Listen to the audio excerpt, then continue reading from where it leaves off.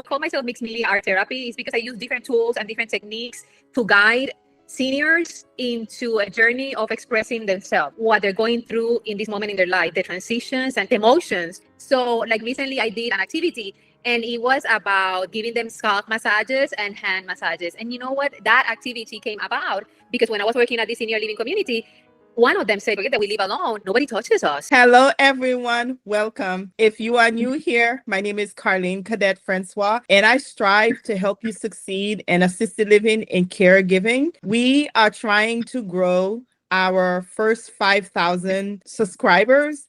Please consider to like and subscribe. Today, we are so excited. I have with you Miss Astrid Zayas. When I tell you, I failed to record the last session me and her did because I got so excited. We were having such a good time. And of course, Carline forgot to hit the record button. So here we are a week later doing it the right way this time. Okay, that's how good the conversation was. I am here today and I'm super excited to introduce you to Miss Astrid. And without further ado, she is an expert when it comes to ways to helping our seniors be seen and providing very specific type of services that help the senior feel good and also the loved one also feel good. So without further ado, I am going to introduce you to Miss Astrid and she's going to introduce herself. And of course, this time we are recording. Thank you so much, Carline, and thank you for inviting me. Yes, we had such a great long conversation last time. But you know what? Everything happens for a reason. So this one is going to be better, right? Yes. So I call myself mixed media art therapy is because I use different tools and different techniques to guide seniors into a journey of expressing themselves. And not a lot of years of experience, actually. I didn't even think I was creative. So I discovered my creativity late in life. But I have always expressed myself through the way that I dress, the colors that I chose to wear in the past. And then when I was 47 years old and I moved to New York, that's when I gave myself the space to explore all of these different techniques that now I offer to the senior community. Oh my God, that is so amazing. By the way, I always love your neck pieces. I think they're beautiful. They're super amazing and very eye-catchy. I love the fact that you look for ways to use art to help our seniors be seen, because I know not just from the fact that I help people open and operate assisted living throughout the state of Florida, but I know activities and finding ways to keep our seniors entertained and make them feel valued is so important. And we're always looking for ways to bring different ideas. And I'm excited to go into some of the ways that you help achieve that. We were recently in New York and we absolutely love it. And we think that New York, with the high buildings and the different things that happen, will spark your creativity. It's about helping guide them into expressing what they're going through in this moment in their life, the transitions and the emotions, to express that either with the colors that they choose, the chords, different tools and techniques to get that out there. Because, we know when we say with all these feelings inside, it's very hard to put words into emotions. When they ask you, I'm okay, I'm good, I'm bad, it's like, really? So what does that mean? So, and the part of seeing them is listening and having the compassion, the empathy, putting yourself in their shoes and understanding. Like I just taught a class at Shen Med, and you asked me about what type of classes, and it's the way that I guide them. For example, this one was about the keys that open the doors to your heart. We were doing key holders. And what kind of keys were you going to hold in that key holder? For example, boundaries, and using boundaries, sounds like a wall. But boundaries, in my opinion, and that's a key for me to open my heart. I have to have boundaries, for example, in saying what I need and what I value. And that gives me freedom, because once I know that, and if I meet people that, let's say that I say what I need and what I value, and those people are not aligned with that, then I decide, do I stay in that relationship or do I leave? So that's one of the activities. It's like how I guide them and also how I am present with them, listening, all this love that comes out of me. I didn't even know that part of myself, which I discovered while working in this senior living community as an engagement director. it was so beautiful to give and receive love. And that's why I'm doing what I'm doing. Wow, that is so profound because it's a blessing to serve people. Sometimes, you're trying to help someone and they're like, oh, I'm sorry. I'm like, no, it's actually a blessing to serve you. Even deeper than that, when you're serving someone and you're finding your own calling and you feel like you are serving a different section of yourself you didn't even know was there. And it's always exciting to see that part of you. It's like you're a child again. You're like, oh, I didn't know I can do this. I didn't know it would make me feel this way. And it's very profound. And I'm so grateful you get to achieve that for yourself while serving our seniors. And they feel it, Carline. You know what? They feel it. And, it's like, to me, it was like, wow, I saw a part of myself that I didn't even know. So people would tell me that it was there, but I don't know. I have been like a fighter all my life. And that part of me is another like loving, nurturing. I mean, it's like empathic, compassionate. I just had a class now and it was like, again, it's like something that comes out of me. When I was coming to meet with you, I was like driving. I was like, wow, definitely this is what I was meant to do. Definitely, because it's incredible. Wow. And so many never had the opportunity to discover what it is that they were meant to do. And I'm just so super excited to see your journey. How did you get started in all of this and what happened? I laugh when I hear find your passion. Didn't happen like overnight. Not at all. Not at all. It has been a long, long journey of learning about myself. And yeah, it wasn't easy. And I read books and I went to different workshops and I got frustrated and then I tried this and then no and then do this and been a long journey. So that's why I say when I say wow, I finally discovered one of the gifts that I have. It didn't happen overnight. I've been in psychoanalysis for a long time. And that helped me understand the unconscious things that I do that I don't even know that I do. It gives me clarity. I need clarity. I also started studying astrology in 2016 to learn the energies that I was born with. And I mean, I'm a spiritual person and sensitive. It wasn't, and I say it wasn't overnight because people see in social media that everything is like this. But to me, it wasn't like that. It was a lot of work on my part.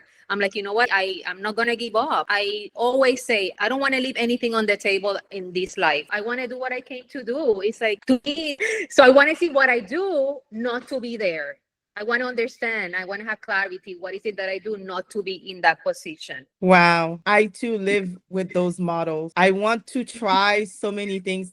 I mean, I fail so much on a daily basis.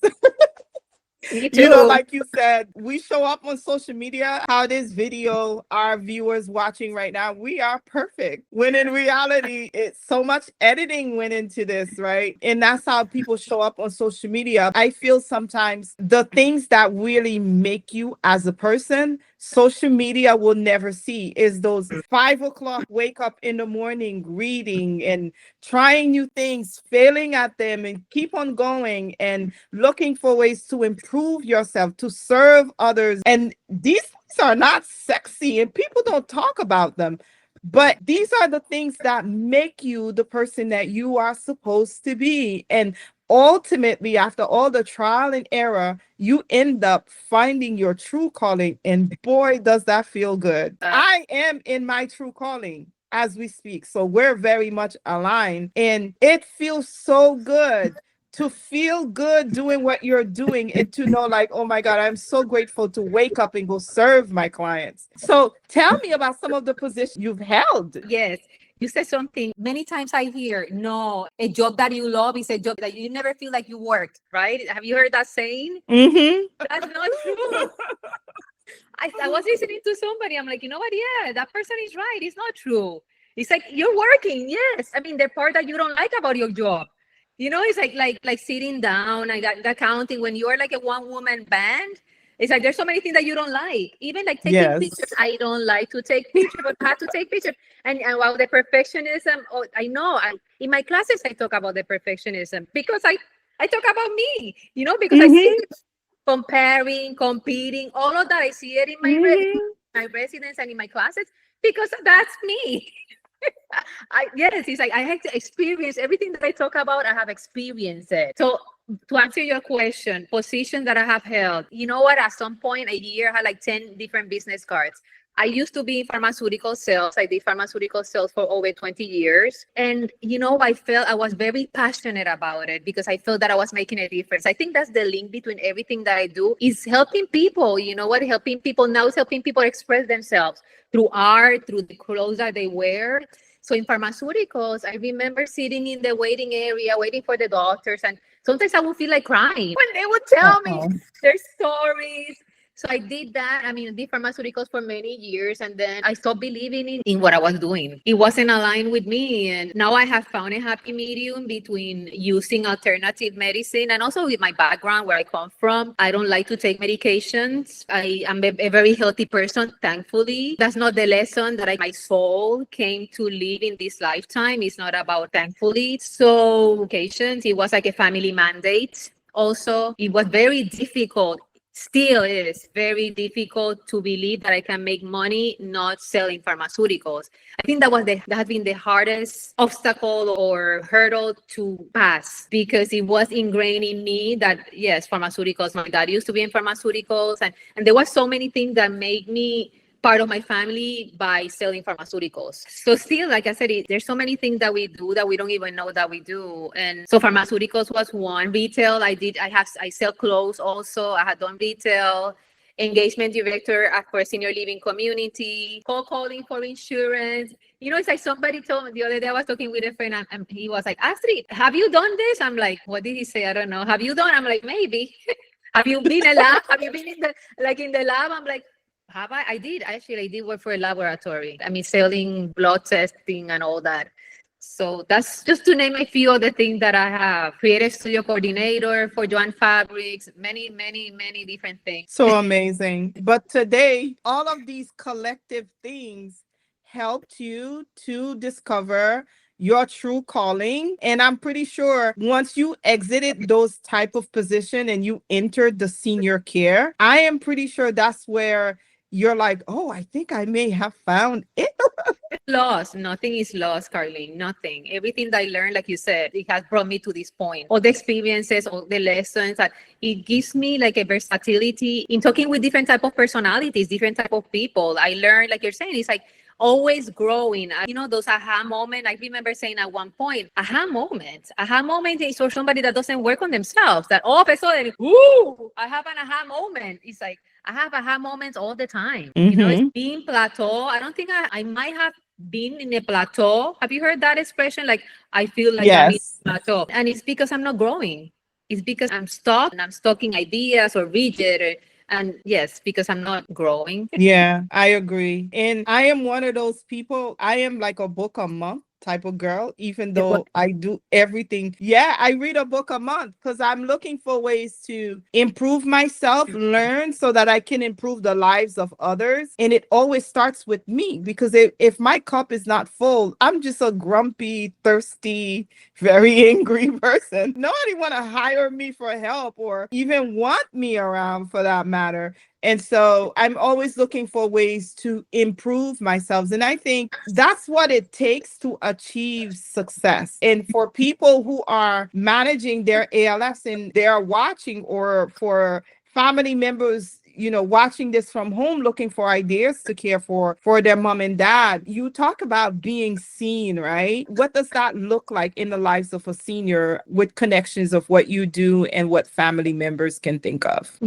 Talking about being seen and what it means. Have you ever felt being seen? Yes, I have. Okay, good. Because I never did. On the contrary, all my life, I felt that I didn't feel seen at all my life. And it was maybe 10 years or less, little bit less, that I started, that now I can understand what it is to be seen. And seeing is listening to somebody without judging.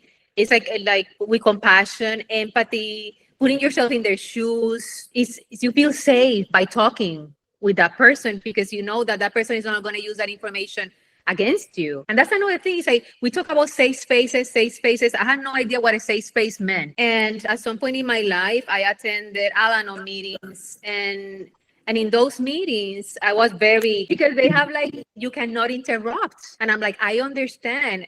Because if I'm sharing from my heart vulnerable things, I don't want somebody to come and comment because I don't know what they're going to say, especially in a group that you don't know, the people that you don't know. So about being seen it's putting yourself in listening to the other person. It's like, I see you, like the other day. And it's about connecting, because I could ask the right questions and then not even listen to what you answer. I'm here waiting to answer to you, so not even connecting in the conversation. I agree, especially for our seniors. They have lost so much, right? And they give so much to us, to society, And I think that's why I'm so passionate about my seniors and the way that I train my providers to take care of them, because I feel like everything is so easy as it seems, because somebody fought the fight and it was our seniors, and now they're at the point where they need us. And sometimes, especially in the caregiving settings, sometimes we can have so many different hats to, different things that we're working on. And we simply don't know what it's like to sit down and actually let a senior person feel like they are seen. What are some activities like providers can do, operators can do, or to hire your services to come and help that senior feel like they're being seen? So regarding activities, it's always about connecting. More than the activities, connecting with them, really connecting. But for that, again, you need to see yourself and you need to connect with yourself. Very important to be able to connect. So like recently I did an activity, and it was about giving them scalp massages and hand massages. And you know what? That activity came about because when I was working at the senior living community, one of them said, forget that we live alone. Nobody touches us. So I'm like, okay.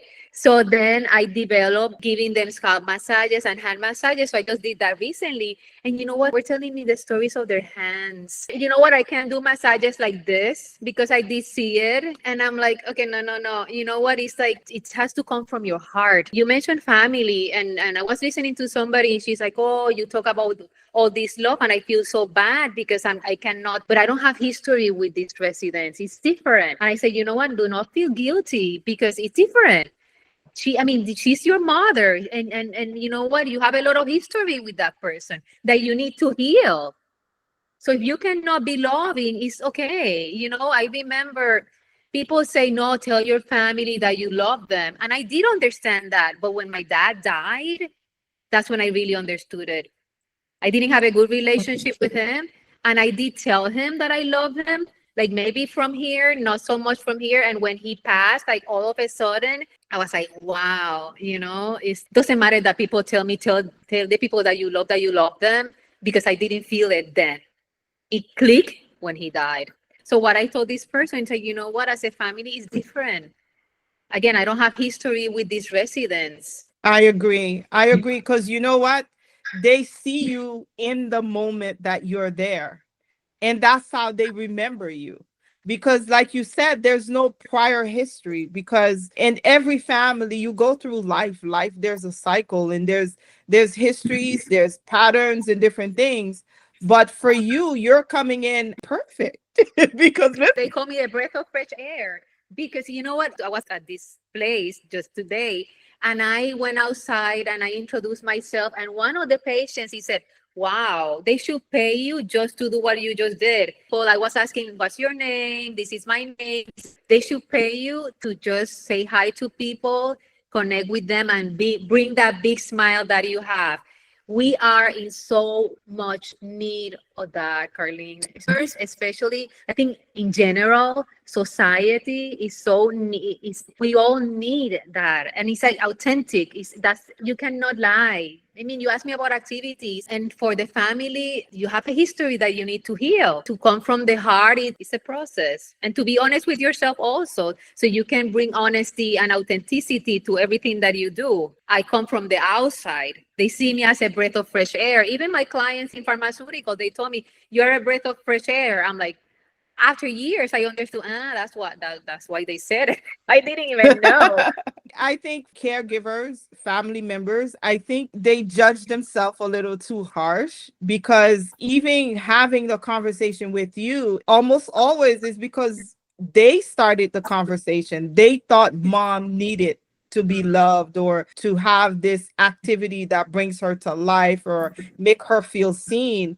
And oftentimes we can get so caught up in our own emotions that we don't give ourselves enough credit. And so if you're a caregiver and you're listening to this, like, I want you to know, we see you. Give yourself some credit. You're doing the best that you can. And it's okay if you don't want to do those activities, but give yourself credit for at least knowing that your mom or your dad deserve that activity and looking for someone who offers it and be able to give mom that peace of mind. And like you mentioned a great point, Carline. It's not about judge. Again, it's like I don't judge nobody, not the parent, because I don't know their story. So working in the community, I'm like, I know because I don't know their story. How can I judge for the parents? It's just, what, sometimes what they need is just for you to listen. Just for you to listen. I found when I was at the community, because I spent there the whole day, it's about listening to them. And I would listen, and they need time to process things. Like, for example, a calendar full of activities is not about that. It's about them processing what they're going through and asking them also what they need. Like, for example, I used to have this client that she is a piano player and mild to moderate dementia, and she played that piano incredibly, like she was in her mind, that she was fine. And so my activities were around the piano playing. Like the other day also, I had a macrame class. She showed me a picture that she painted. I'm like, I think she's gonna do okay with, and she did very well with the macrame class.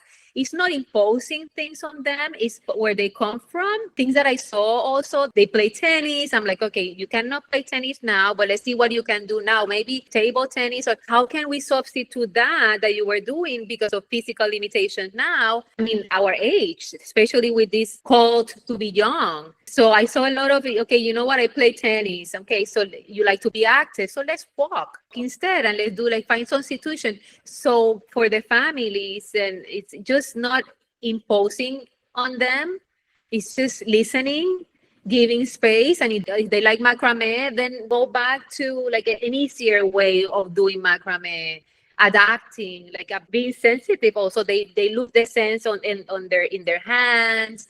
They're shaking as well. So simple things like maybe gluing things also. It's like getting pictures, and maybe for them to glue those pictures and find out what they're trying to tell you. This is for mild to moderate dementia. Or even it's like there's always a message when they choose different colors, that means something. Different images, that means something. So it's a good way of expressing yourself through the art. Sometimes it's very hard, like I was saying, it's very hard to put words into emotions. Wow. You said so much here, because our seniors with dementia, there are times when they're very confused and it's hard for them to express themselves, which probably brings them a lot of aggravation. Because imagine if you want to say something, but you can't find the words to say something you used to say that used to be so easy to say. And so when you have someone that can help you say what you want to say, even if it's not verbally, even if it's from putting pictures together, or even listening to what you have to say, paying attention to your body language,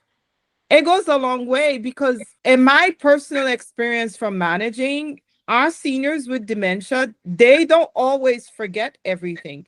They have moments when they actually remember things, and they'll tell you stories, and they'll give you advice. And even while they have dementia, if you ask them a question, they will answer it to where, it's a legitimate answer. You're like, how does she answer that? She has dementia. And so it's like there's a lot to be studied with Alzheimer and dementia. But I feel what you said about sometimes if it's just holding their hands, letting them know that you're here, and that you're listening to what they have to say, you're paying attention to what they like to do, and you're implementing the things they like to do. It's more so like a person-to-person type of looking at things. So what are your thoughts on the activity calendar based on everything we just said, and how should an administrator or operator treat the activity calendar? Sometimes they're all full. Like I remember this happening to me when I was the engagement director. They would tell me, what should we do? And I would quickly, okay, let's do this.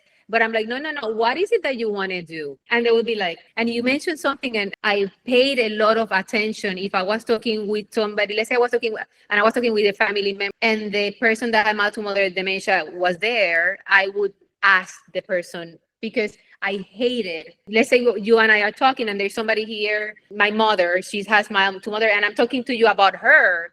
She's there, her soul is there. And I'm like, no, no, no, no, no. I want her included in the conversation. I'm talking with her. So going back to the calendars is giving them space. Not all, I see calendars full of activities. They say, wow, look at all the activities that we have, but it's about connection. I think sometimes activities are used as a pacifier. Yeah, I agree. And I think it depends on the type of setting too. Like in a larger setting, perhaps having more staff to provide the activity, bringing someone like you who provide these specialized activities for people who may not care for the activity calendar. And it's probably because they don't feel seen. Like nobody asks them what they want to do, how they feel about things. It seems like everybody is just pushing everything on them, as if they don't have a choice. And so they don't have to enjoy what you're asking them to do because they feel like you didn't care about asking them. You didn't care about how they feel to begin with. So I think the challenge is for the larger setting is to find ways to actually look into asking the residents or their families what that specific resident used to like to do.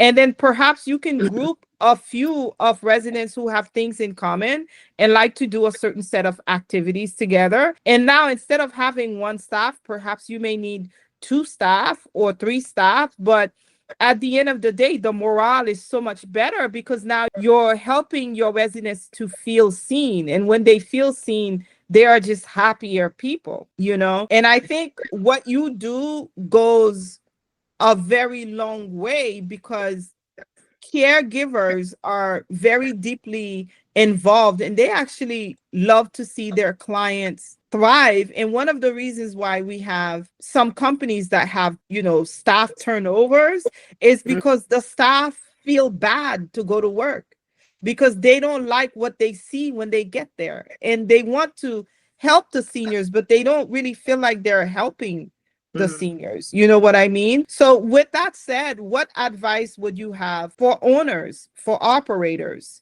the higher ups making these types of decisions? What advice do you have when it comes to those activities? I think, Carline, more than an activities, I think they need to have group for conversations, like for them to talk among each other. And you know what, even with the exercises, when I would do exercise, I would start, because if I would add that into the calendar conversation, they would not go. However, okay, you know what? And I will get this ball that has like different props. And then at the gym, I would throw the ball and get them talking. I think they should have more of that, either a psychologist, an analyst in the staff is extremely important because that's all they need. They want to express themselves. They want to talk. It's I think in the activities they should have more in the calendar. They should have more activities for them to talk. And maybe don't even call it that way. Because I added that and they didn't come. And you said something about this overwork, underpaid. Oh my God, that overwork, underpaid. Yeah, yesterday I was talking with somebody and this is the second person that tells me this. Internal clients, external clients. I remember a manager telling me, you are my client. It depends on how I treat you. You're going to treat the company's clients. And you know what? Overwork, underpaid, that is common. And I talk with so many activities director, they need a break. Internal clients, your employees, external clients is extremely important. I never understood that. I'm like, how can you treat your employees bad and expect them to treat your clients well? It's like, what the heck is that? Absolutely. And so many get that wrong. You need to invest time into getting to know your staff as much as you can. And you need to push for them to get paid because at the end of the day, when they don't get paid, they end up having two jobs. And now they come from your place your building to another building, and then they come back. They are very tired. They are emotionally drained, and they love the seniors, but they feel so bad. They might be having a headache. They just can't be themselves to provide that level of care that the seniors need. And if we can just treat people like we want to be treated sometimes, it would go a long way. I agree totally. And yes, and the one who suffer in these cases, talking about the seniors, are the seniors. Absolutely. So a good advice would be for owners and operators is to treat your staff right. Do your best to pay them and do your best to have more people on shift. Don't overwork them. Don't force them to work overtime. If they have a emergency, or if their children is not feeling good, don't force them to come to work. I know it is easier said than done. I mean, I manage myself, and sometimes I had to pick up a shift because I didn't want to tell a mom that she couldn't be home with her daughter because her daughter was sick.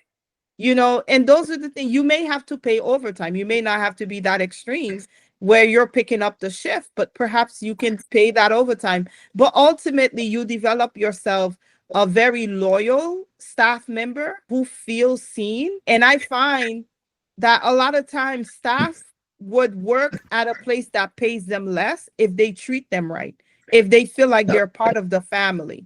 Imagine if you can do both, as much as you can. So it goes a long way. So you use art and creativity as a tool for connection. How can listeners incorporate that on a very small but big ways? That's a great question, Carline. I put myself in their shoes. Actually, you mentioned something about asking the residents where I was. We do have in my story of the residents, knowing what they like. However, many times that's filled by the families wanting their seniors to do these activities, because when you ask the senior, they're like, oh, no, I don't like to do that.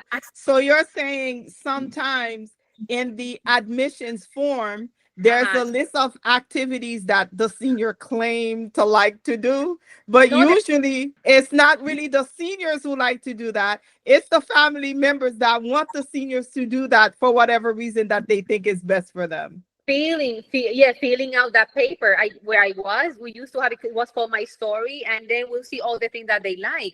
However, Carlene, at that age, you put yourself 80, 90 years old. Sometimes you don't want to do anything. Sometimes you just want to, it's like, so what, art and creativity, if again, it's not imposing anything. It's if they come, if they like to do painting or just use it as a tool, to connect with them, I used to have my favorite Mamacita, I used to call her. She used to call me. This was when I used to manage. And whenever I would show up, she used to like the fact that I like to look nice, like I like to dress up. And she would turn me around. She said, oh, Mamacita. She started speaking in Spanish. And she would hold my hand and I'll be turning around for her. And one of her favorite activities was to fold towels. I mean, she didn't care about the activity calendar or that, she cared for folding towels. She liked to do things with her hands.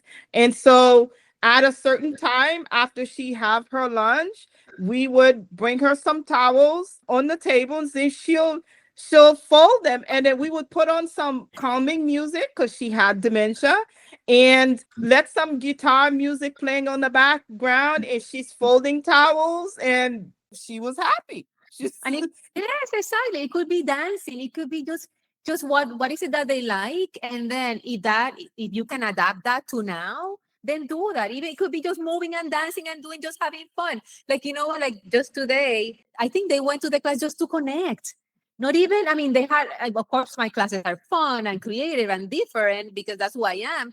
But they were there more about connecting because when I introduced myself and I connected with them, I think that's what attracted them to the class. Not the class per se, not the activity per se, is how you connect with them. That connection could be holding hand. That connection could be sitting there and talking. That connection could be watching a movie. Let's put some salsa and let's move and dance. And if they can walk, let's go for a walk. It's what they like, what they used to like, and how can you adapt? If they can still do that, then super, do it. But they need to rest also. It's like they need to rest. They're tired. They're tired. It's like activities. No. You know what? I think it's more important to have them talking, to listen to them, I agree. And there are so many ways that can be achieved at a certain age. Our seniors are very tired. And sometimes, regardless of what you do, they are not coming out of the room. In moment like this, what can you do, even if they are in their room, that they feel special? Perhaps is finding 15 minutes, 30 minutes to go in there and listen to them, ask them to tell you a story, different things like that. That's what I did exactly. I will go to their apartments. And you know what? I remember I did many different things. I remember one of them was sick. She had an illness, and we can go. And then I got these maracas. I'm like, and we were exercising. I'm like, you know what? Let's go visit these residents. So we will go with them to visit the residents. I mean, we didn't go into the room and knock at the door. Is it okay? Yes. And they love that. And you know what? I will go and I haven't seen you. I will sit down with them for a little bit. But you know what? The busier I got, then I couldn't do that. I'm like, what the heck am I doing here? That's one of the reasons that I resigned. I am making a difference doing this. I'm not making a difference doing activities. I mean, it's for me, in my opinion, in my experience. So, and another example about being seen, I remember doing this card about birthdays, and I implemented this. They need to be celebrated on your birthday. For example, you know who a good friend of yours are if they really call you on your birthday. If they text you, you know what kind of friend that person is. It's like, you know what, my good friends, I called. So for this lady, I remember that making the card, and when she saw her name and she's like, for me, I was like, wow. It's like, it's Yeah. not activity. You're asking me like art, creativity. It's not the big activity. Is okay. Let me see a Carline. I see Carline that she likes colors. She likes fashion.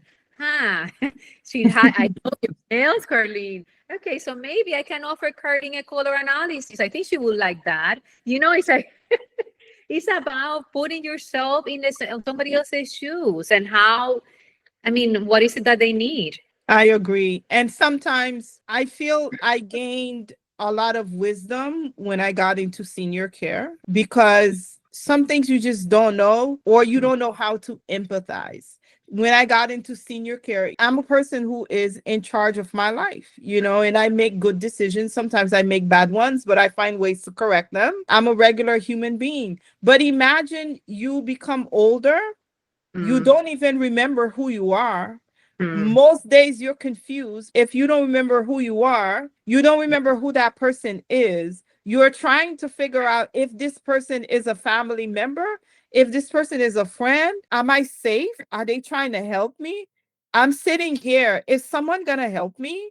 You know, you don't even remember if you're hungry or not.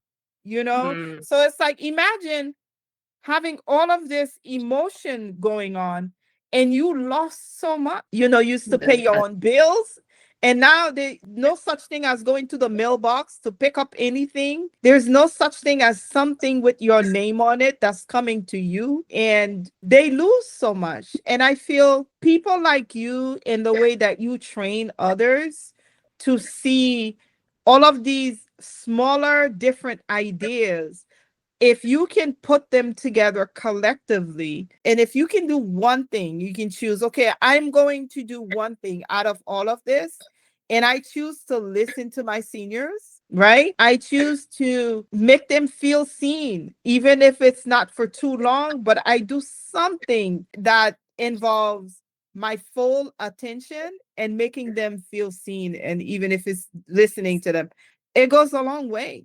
And I think also other ideas like people in the community can do. Perhaps we can have children write them letters, Mhm. you know. Yeah, that make it by name, because I did that. It's like, no, you know what?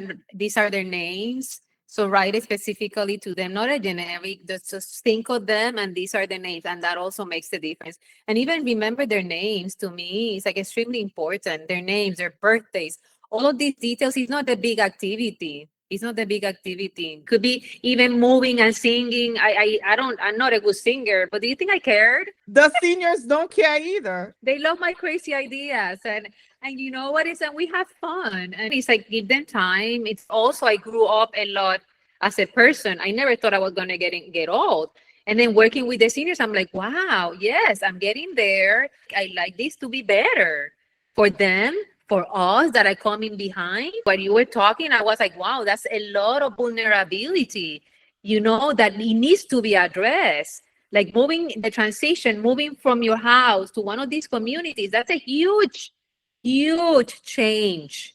Even moving, I mean, moving in general is huge for anybody. Imagine you that you feel so vulnerable. So yes, have it. I mean, have a little bit of heart and soul. And if it's your family member, then compassion with yourself as well, because it triggers a lot in the family. It triggers a lot of memories. I agree. I recently went to a particular meeting. There were a daughter there. Her mom is at an assisted living, and she visited her mom, and her mom was declining, and she was struggling. Looking at her, I felt so bad, and I didn't know the words. I didn't know what to say, but she looked distressed. She was crying. She was overweight. She had health issues, and she stressed over things that she could have said to her mom, things they could have worked on while mom had a sound mind, and now she has dementia, she's declining. She looked like we don't have that much time left. Please, caregivers, please, daughters and sons, give yourself some grace. Your parents wouldn't want to see you suffering like that, and even though you wish you could do things differently, give yourself some grace. You are human. You are human. And it was so hard to see her like that. And going back to earlier where you were talking about how, you are a breath of fresh air because you have no history that resident. And it is like, imagine daughters and sons and caregivers judging themselves for having a history, for not being able to do certain things and not being able to excel at certain things, when in reality, I just feel like we're judging ourselves a little too harshly. Totally, totally. And you know what? It's like something just came to mind about activities and things that accompany that it can be done is accompanying those residents through the changes that they're going now. And then what kind of activities accompany that resident with transitions? Like for example, I remember this person, she was just moving, and I said, you know how big it is, this change? Just acknowledging it. When I left, she gave me this long card. She wrote a card, and it's like I think it's because I saw her. You know how big this move is? I see you, I understand. Be gentle with yourself. This is seeing them, like giving them freedom to be humans. I remember exercising, and I'm like, does anybody has any pain? No. I'm like, no. I don't know, but I'm tired. Oh, if she okay, that gives them the freedom to be humans. Just a little thing. A calendar can be done around how to accompany this resident in the transitions in their lives, in what they're going through in their life right now. A lot of loss. You mentioned a lot of loss, and you listen to them, and you're like, wow, this person, how many people has she or he lost? I feel it in my stomach when I tell you. It's how to accompany them in their moment right now, and then build a calendar around that. And it would involve a lot of more personalized type of approach instead of trying to fit everybody in a box, because our seniors, they give so much to us, yet they lost so much and they're still going through so much. And even in moments where they remember and you see them just crying, they remember and they realize where they are. They realize their conditions, their situations, and they're just crying. And then you try to just hold their hand and just be quiet and don't interrupt. But then when they want to speak and you ask, why do you cry? And they say, oh, I had a friend. I don't know where she is. Tell me a little bit about the friend. Oh, yeah, we used to do this. We used to do that. And, and they remember and they start crying. So it's like, treat our seniors the way you want to be treated when you become that person. That's how I say it, because it's easier said than done. But if we just are a little bit more thoughtful to see the person, even when they get angry, like one of them slapped me one time. It's not funny. It should not happen. It's something when I saw anger, I'm like, yeah, it had nothing to do, like complaining about the food. I'm like, it had nothing to do with the food. It has to do with something else. That's why I'm saying, you know what? We need to find, as an engagement director, find more ways for them to express whatever they're going through. So then it doesn't come out in other ways, in anger, in unhappiness. Or having somebody, a specialist there for them to go and talk. I think all of these communities, they should have like a psychoanalyst. So they go and they will be happier. Yeah. And I said, ouch, that hurt. And then she goes, it's you. Oh. She thought I was somebody else. She thought I was, Wow. she was very sorry. But even in moments like this, you got to find a way to empathize. I mean, as strong as I am, what's a little slap gonna do to me? I've had worse things happen to me. But it goes to show, even in worse situations like this, that we don't want to jump into conclusion. Maybe at the moment, maybe they are hallucinating. Maybe they feel a certain way, and pay attention to your reaction, right? And of course, take the proper procedures, but pay attention to how you respond to something like that. And I think it goes a long way. And I use it for staff training and that's why I'm bringing it up, because even when something like this happens, you have to be careful how you respond to that, because the person is not in their right mind. It's just how we look at things. Any last word for my audience? You just said it, and I love how you said it. Just seeing the human being.